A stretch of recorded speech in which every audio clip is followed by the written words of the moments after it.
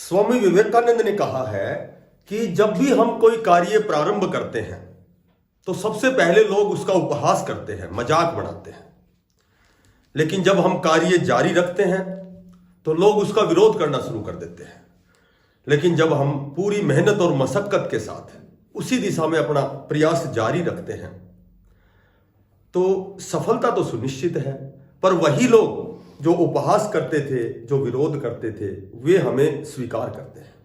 नमस्कार प्यारे बच्चों, आज की जो अपडेट है बहुत ही अच्छी अपडेट। सभी कंफ्यूजन दूर, सारे डाउट दूर, जिसमें सीईटी, एचटेट और सीटेट जितने भी प्रकार के टीचिंग और नॉन टीचिंग पदों पर जो भी भर्तियां होती हैं, एचएसएससी में होती हैं, एचपीएससी में होती हैं, डीएसएस भी हो गया, चंडीगढ़ शिक्षा विभाग हो गया, केवीएस हो गया, नवोदय विद्यालय हो गया, ठीक है।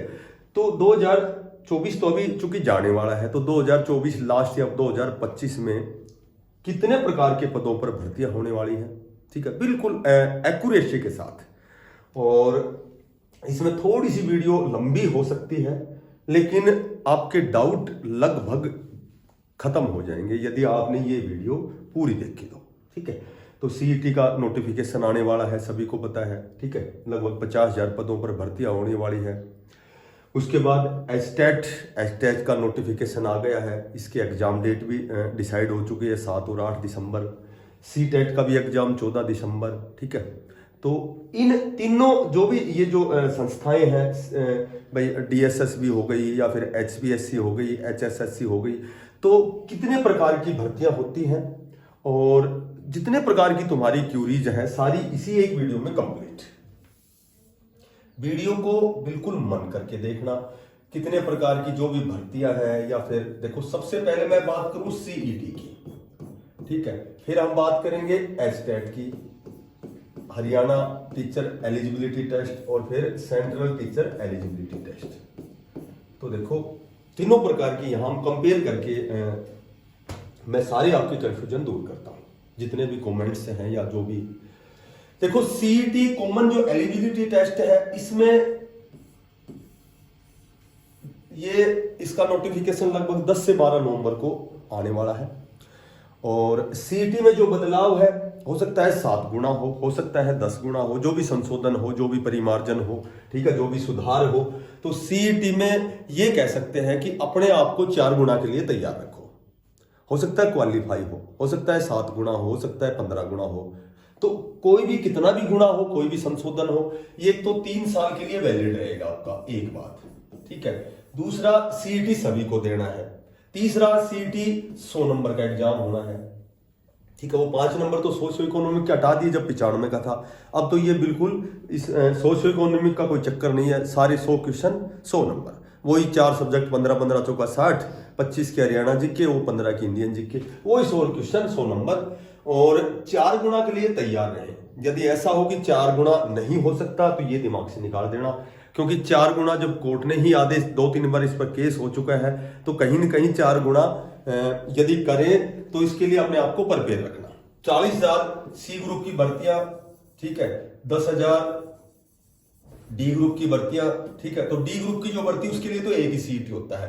40 गुना में वो सारे सी ग्रुप में वो याद लिए, ग्राम सचिव, पटवारी, जो भी वेरियस प्रकार की जो भी पोस्ट है वो सारी सी ग्रुप में आती हैं, ठीक है।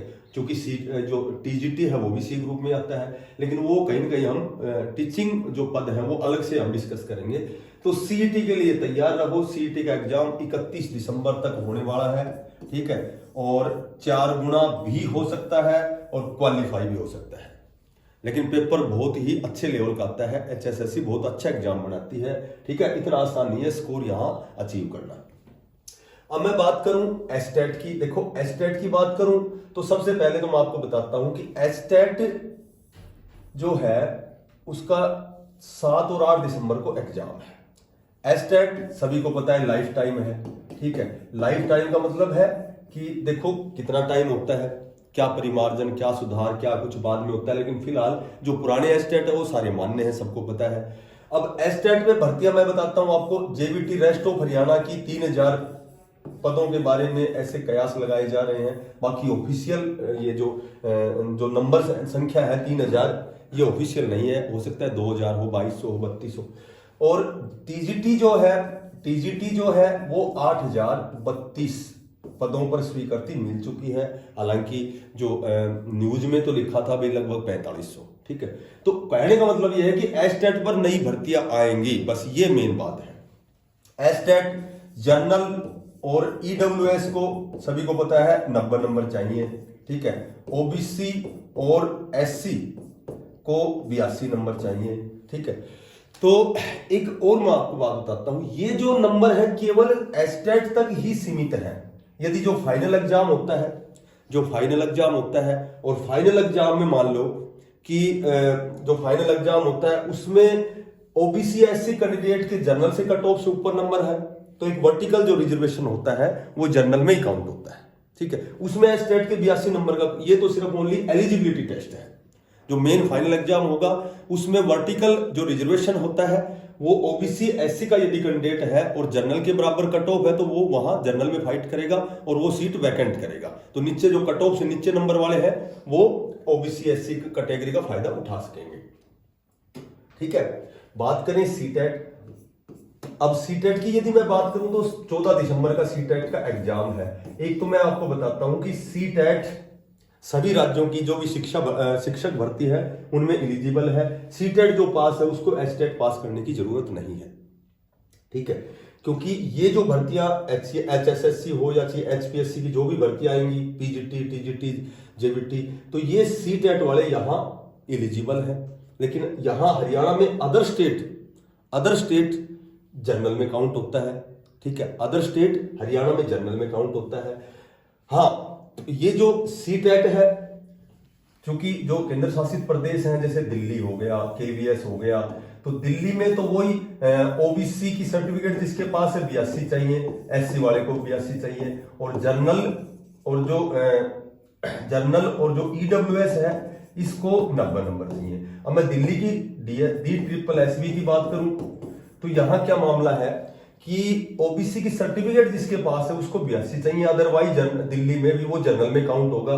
जिसका माता पिता या तो 1993 से दिल्ली में रह रहा है या वो खुद रह रहा है तो वो ओबीसी की सर्टिफिकेट उसके पास है, अदरवाइज वो जनरल में ही काउंट होगा। ठीक है, अब यहां हरियाणा में जो सीटेट है तो हरियाणा में मान लो उसके पास दिल्ली का ओबीसी है, ठीक है, उसके 82 है, तो वो जो डीएसएसबी में जिसने सीटेट पास किया है तो ओबीसी वाला यहां तो वो योग्य है, एलिजिबल है, लेकिन 82 वाला हरियाणा की जेबीटी या टीजीटी में भर्ती में वो एप्लीकेबल या एलिजिबल नहीं है। ठीक है, क्योंकि यहां हरियाणा का ओबीसी उसके पास होना चाहिए, तो यहां आएगा तो 82 वाला यहां की ओबीसी होगी तो ही 82 में यहां काउंट है वो, अदरवाइज वो जनरल में काउंट होगा। इसलिए ये 82 वाले जो इसके नंबर हैं ये निरस्त है, कोई फायदा नहीं है इसका। ऐसा चंडीगढ़ में भी चल रहा है फिलहाल, एक टीजीटी की रिमार्क लिस्ट आई है तो उसमें भी मामला है सीटेट का, ऐसा ही मामला है।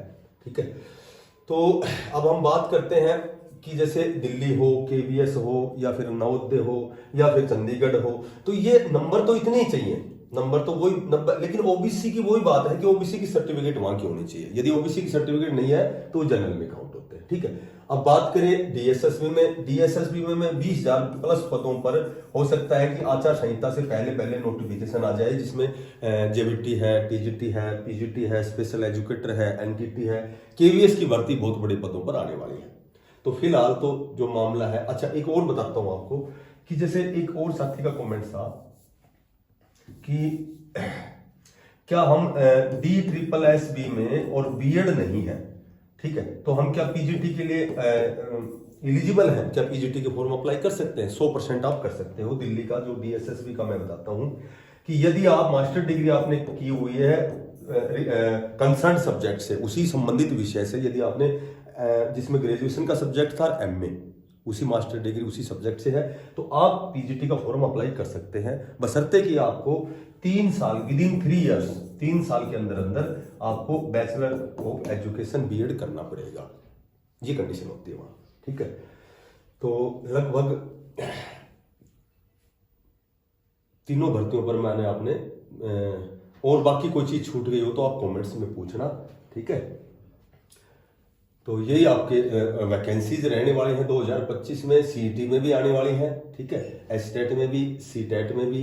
तो सीटेट वाला जो है मान्य कर दिया गया है, लाइफ टाइम के लिए दोनों है। सीटेट मान्य कर दिया गया है सभी राज्यों की शिक्षक भर्तियों में, वो एसएससी में भी आ सकते हैं, ठीक है, एचपीएससी में भी आ सकते हैं, कहीं भी किसी भी स्टेट में जा सकते हैं, बिहार यूपी कहीं भी जा सकते हैं। लेकिन उनकी कंडीशन ये पूरी होनी चाहिए कि जिस स्टेट में वो एग्जाम देने जा रहे हैं तो वहां वो जनरल में काउंट है। यदि उस स्टेट में उनके पास ओबीसी है तो सी टेट में उनके 82 नंबर बिल्कुल वो एलिजिबल है फॉर्म भरने के लिए। यदि उस स्टेट का ओबीसी नहीं है तो उनको फिर 90 नंबर लेकर के ही दूसरे स्टेट में जाना है, ठीक है।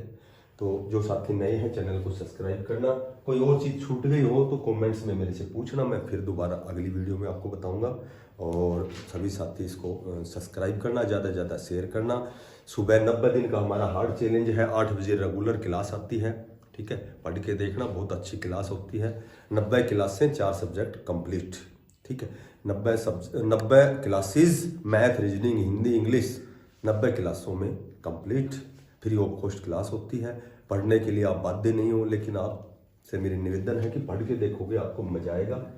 और सभी साथी, सभी को मेरा नमस्कार, धन्यवाद।